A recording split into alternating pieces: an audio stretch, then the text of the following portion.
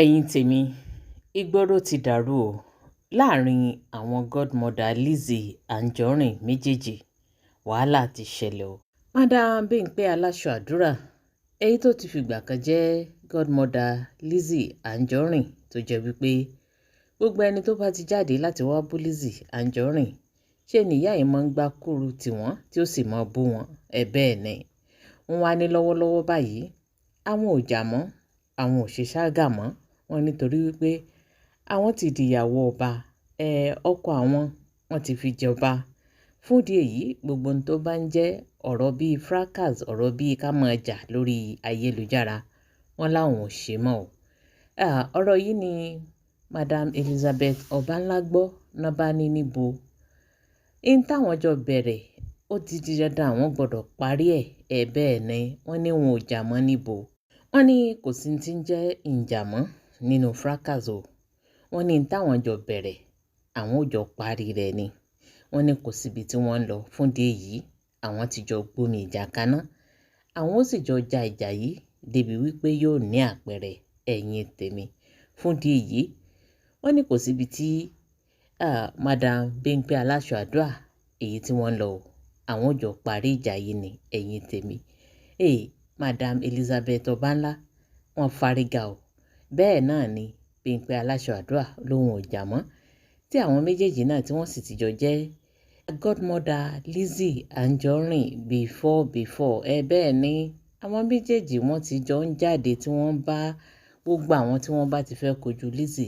Anjorin tí wọ́n bá ti fẹ́ bàjà àwọn ìyá méjèèjì yìí òní mọ̀ ń kojú wọn tí wọ́n sì mọ̀ kó fún àwọn èèyàn wòtòwòtò kó tó wá di wípé ìjà ṣẹlẹ̀ láàrin àwọn méjèèjì láàrin madam Elizabeth Obanla àti Lizzy Anjorin tí okùn ìyá àti ọmọ tó sì já pàtì láàrin wọn bẹ́ẹ̀ ni ẹ̀yin tèmi ọ̀rọ̀ yìí wá gbẹnu tán ẹ jẹ́ ká wo ohun tó ṣẹlẹ̀ láàrin àwọn méjèèjì ẹ̀yin tèmi rí wípé ó lágbára. lọ́wọ́ báyìí nítorí pé a fi ọláfọlọ́lá àfolóyè fòye àfọláfolówó nítorí ẹni bí ọkàn mi nítorí ẹni bí ọkàn mi nítorí ẹni bí ọkàn mi nítorí ẹni tí mo bímọ fún tó ń ṣẹ̀tọ́ ajá náà o mo gbẹ́jẹ̀ wá sórí íńtánẹ́ẹ̀tì náà o ajá ó dẹ̀ tó àárín yẹn ṣe tó ń ṣẹ̀tọ́ lórí ọmọ tí mo bí fún nítorí pé ó ti wá wà nínú àwọn ládéládé nítorí pé ó ti jẹ ọba ìlú kan nítorí pé mi ìdẹ̀fẹ́ kí wọ́n drag orúkọ ẹ̀ wá sínú mud nítorí pé mi ò fẹ́ kí ṣìṣe kó bá àwọn èèyàn kan nítorí pé mo fẹ́ kí ìlú yẹn kó ní ìtẹ̀síwájú níbi tó jẹ ọba sí nítorí pé èmi gan olórí ni mo jẹ́ báyìí nítorí náà ẹ lè rí mi àṣẹ ni láti ọ̀dọ̀ ọba àṣẹ láti ọ̀dọ̀ ọba ọlọ́jàdá of Oda land of Oda kingdom in Ondo state pé mi ò gbọdọ̀ ṣe sága mọ́ mo lè wà ní platform àwọn tó ń ṣe sága o kí n máa wò wọ́n kí n kọ́mẹ̀ntì o ṣùgbọ́n èmi gangan mi gbọ́dọ̀ drag èèyàn kankan ní tí ẹ máa rí mi lórí ìkànnì òun ni educational progress of the community tí ẹni bí ọkàn mi dáàdì Jemima tó jọba lé lórí àti àwọn empowerment kínkìnkín àwọn nǹkan kéékèèké tí wọ́n ń ṣe mo lè sọ̀rọ̀ ń pa ara mi mo lè wá sọ̀rọ̀ ń pa ara mi ṣùgbọ́n pé ìgbà yẹn ni èèyàn kan bú mi mo wá ń dá lóhùn ìgbà kan no àwa náà ti di a ti kúrò ní public figure a ti di ẹni tó ń darí ìlú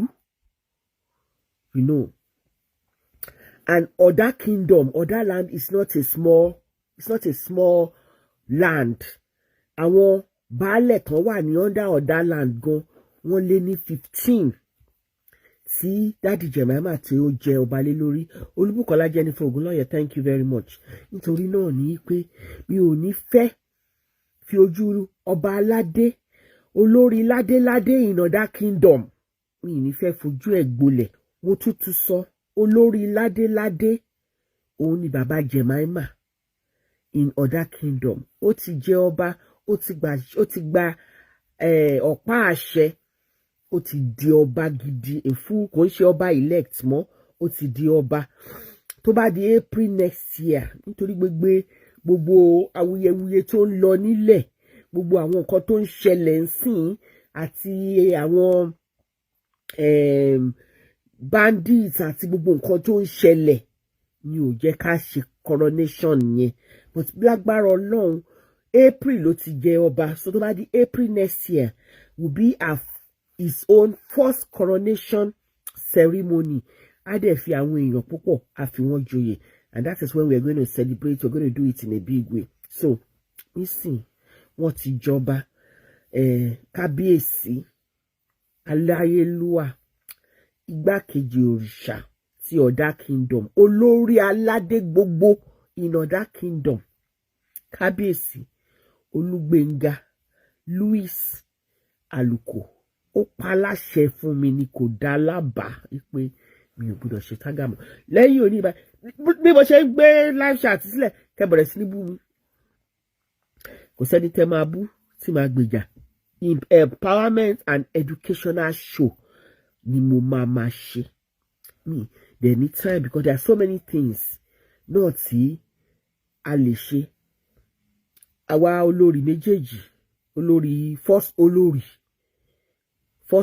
èmi ní second olórí. First olórí mọ́mì Túndé Amẹ́ríkà ni wọ́n wà pẹ̀lú kábíyèsí. Èmi náà mọ́mì Jemima mo wà ní UK bíbà.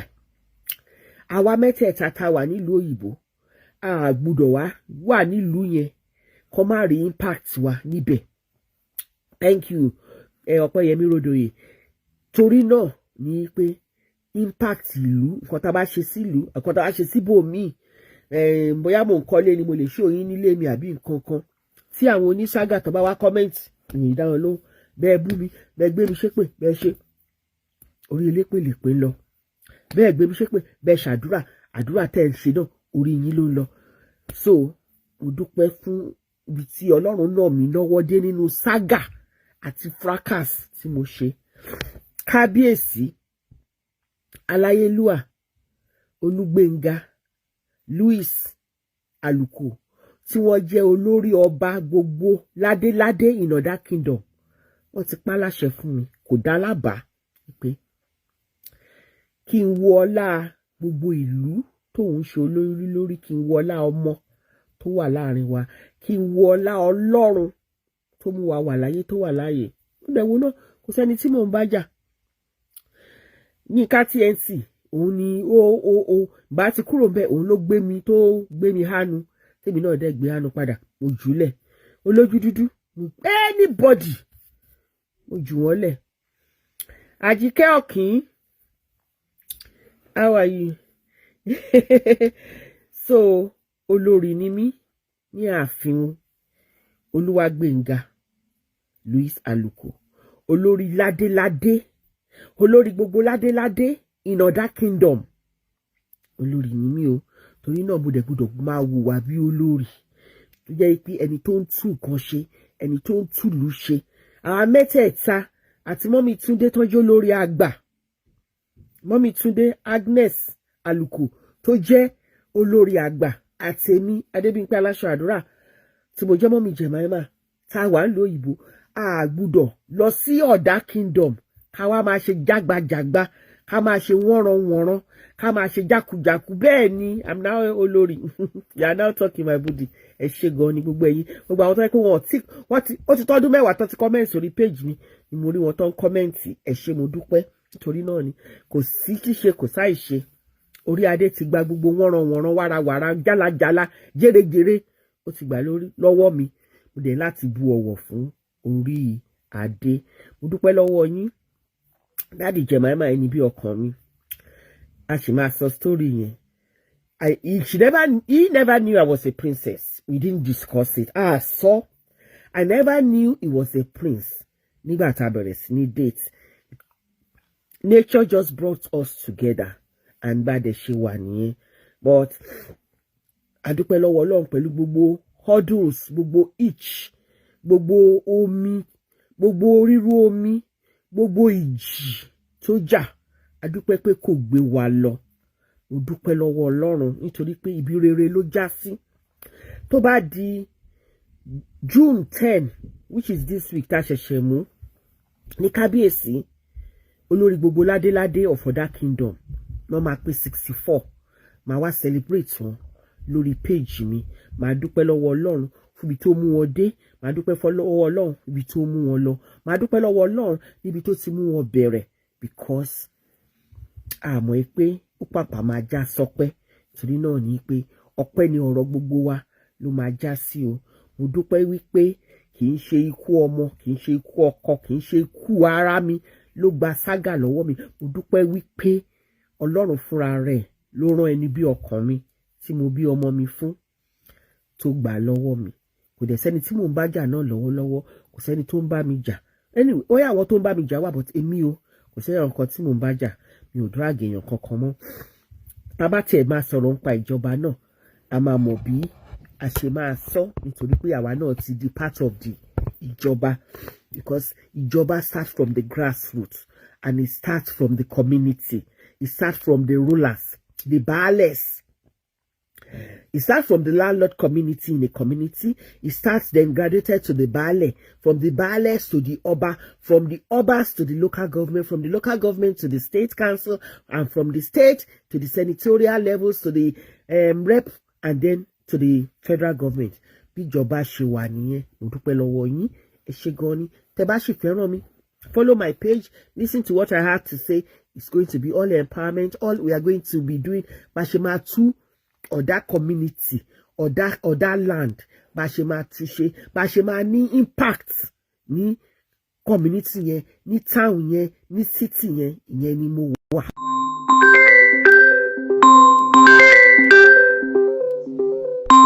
Tí gbogbo ibòmíì tí a bá lọ, tí a bá dé, Morayo 572 orí fóònù tí mò ń ṣe show sí, òun lẹ pè sí. Ẹ má bínú mo láti declare call yẹn lórí mo ṣe wà lórí show. Torí náà ni pé mo dúpẹ́ lọ́wọ́ yín, mo dúpẹ́ lọ́wọ́ gbogbo yín pátápátá. Ẹ ṣé gan ni o. God bless you.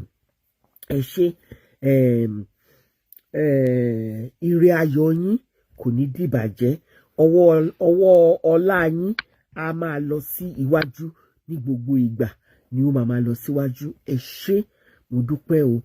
Nǹkan rere tẹ́yin náà fẹ́, Ọlọ́run á ṣe fún yín. Èṣù àtẹ̀ṣẹ̀ kò ní ra iye yín, kò dẹ̀ ní da ire ayọ̀ yín dànù. Ọlọ́run á máa fún yín ní àpọ́nlé ní gbogbo ibi tí ẹ bá lọ. Mo dúpẹ́ lọ́wọ́ yín. Mo yin Ọlọ́run lógo nínú ayé mi àti nínú ayé gbogbo yín. Ẹ ṣé o. Thank you so much. I love you all. Orúkọ mi ò yí padà. Adébímpé Olórí Olúgbénga Àlùkò kábíyèsí tí mo fi tọ̀wọ̀tọ̀wọ̀ dárúkọ wọn, di olórí gbogbo ládéládé of Oda Kingdom. Mo dúpẹ́ lọ́wọ́ yín. Ẹ ṣé o. God bless you. Àbọ̀ mi rèé o. Ẹ ṣé. Mo dúpẹ́. Ó tún di June 10 lágbára Ọlọ́run tá máa wá celebrate Kẹ́hìndé, tá máa celebrate ọba, tá máa celebrate ọba wa, tá máa celebrate 64th birthday ọba wa tí ó ṣẹ̀ṣẹ̀ gorí ìtẹ́. April ni wọ́n gba ọ̀pá àṣẹ. Wọ́n ti ṣe gbogbo rights wọn tán pátápátá, and that is why I'm coming out now. He's a full-fledged ọba of Oda land, Oda Kingdom in Ondo State. Mo dúpẹ́. Ẹ ṣé gan ni o. Thank you so much. Thank you, and thank you. Have a blessed week. Ẹ ṣé gan ni. Mo dúpẹ́. I love you all. Bye for now. Ẹ ṣé o. Thank you.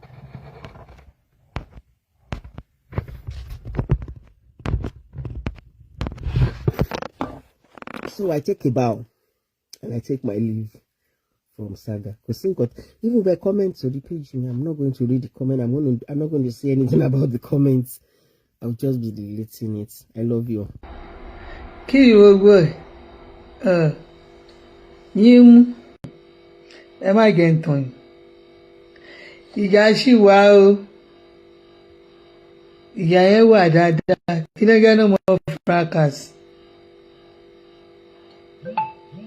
ṣẹ́ni sẹ́yìn bọ́ sórí social media tẹ̀sán bíi báyìí tó o bọ́ sórí social media tó sọ pẹ́mú tó o ló gbé kòkè tó o Obanla gbé kòkè tó o Obanla gbé kòkè èmi àwa dákẹ́ èmi àwa fi ẹ lẹ̀ mo fi Ọlọ́run búra èmi ò fi ẹ lẹ̀ o a máa rò ní kóòtù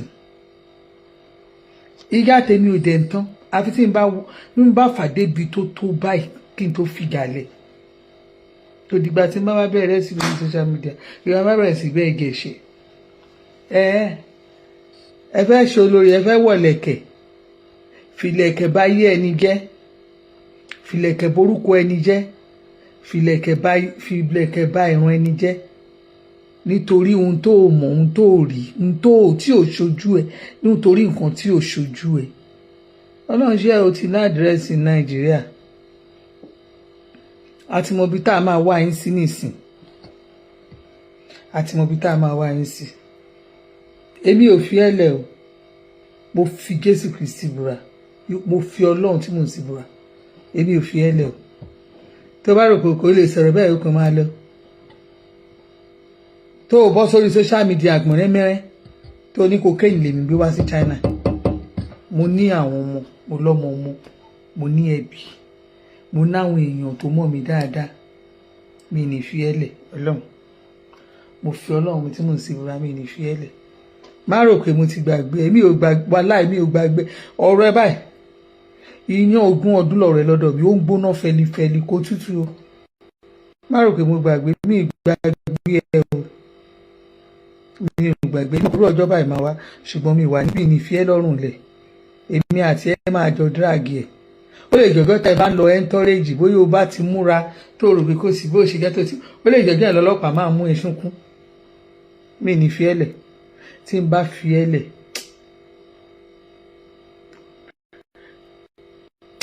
fi ẹlẹ̀ ó pè mí lọ́mọ àlè èmi ò ní fi ẹlẹ̀ o ìgbàjà tí yẹ kí wọn máa pàdé láyé kò yẹ kí wọn máa ríru yín láyé tí wọn bá ti pàdé irú yín báyìí kó lọ sùn ni kó lọ sùn tó bá ti jí tó bá pàdé irú yín kó lọ tún sùn tí o bá ṣe ń sọ̀rọ̀ ẹ ti ìwọ just want to feel like that just go like that ṣé wọ́n ṣe ń gò nìyẹn sorry mo fi Jésù tí mo sì búra kò sẹ́ni lè sọ tó máa tọ́nu mi ibi ló ti wá sọ tó ní mo gbé cocaine tó ní mi ò bá lè Elizabeth gbé cocaine ẹnu ẹ ló fi sọ torí ẹ fídíò àwọn fóònù kan wà lọ́wọ́ mi kò lè kó lọ́wọ́ mi láéláé tó bá ní gbogbo èyí mi iṣẹ́ ẹ lójú méjèèjì Nàìjíríà yẹn mo ń ṣọ́ ìgbà díẹ̀ máa tó padà sí Nàìjíríà ìjọ tọ́wọ́ mi bá ti tẹ̀ báyìí Ọlọ́run kó o fẹ́ Ọọ̀ni of Ifẹ̀ máa bẹ́ẹ̀ pò ká lọ́ọ̀ni of Ifẹ̀ lọ́kọ̀ ẹ̀ máa bẹ́ẹ̀ pò kábọ̀sibọ̀ sí Ọọ̀ni òjò fẹ́rù wọjá ìjà tì ó fara ká sí ń bò bọ́yìn ṣe wẹ̀ nìyẹn àgbàyà tí o fẹ́ òwe náà ẹ fẹ́ gbé lẹ́ẹ̀kẹsẹ̀ gí sọ́run gbogbo àwọn tó ń ṣe olórí kò sẹ́ni ṣe jágbajàgba rú tí wọ́n ṣe lórí social media wọ́n ṣe jágbajàgba ẹ̀ tó ń ṣe lórí social media gbé ẹ bá ba yé àwọn èèyàn jẹ tẹ ẹ bá yé wọn jẹ tán ẹ bá sin àwọn èèyàn débi tẹ ẹ sin wọn débi tí ò ní tí ò dápẹrẹ tí ò tẹ ní rẹmẹdì ẹ wá lẹ gba Ọlọ́run gbọ́ ẹ lẹẹṣẹ kí gbẹ bá ba yé àwọn èèyàn jẹ ẹkọ ìwọ ti lẹkẹ bàbá ọmọ ẹ ti dọba ẹ ti dọba ẹ ti fẹ́ tó lórí ikọ lórí ni wọn bá tí ò dàdí tẹ̀ ń gbé títí èmi ò jẹ́ fi ẹlẹ̀ o má rò bó dákẹ́ èmi ò dákẹ́ lọ́rọ̀ mi ìgẹ́ntì lọ́rọ̀ ẹ̀ o wàláì mo fi Jésù Kristi búra mi ìgẹ́ntì gbogbo ẹni tó ṣẹ̀ mí báyìí ní fi ẹlẹ̀ níbo bí ẹ̀rọ kò bẹ́yà mo dákẹ́ bí ẹ̀rọ bá mo dákẹ́ ẹ̀rọ bá kìíní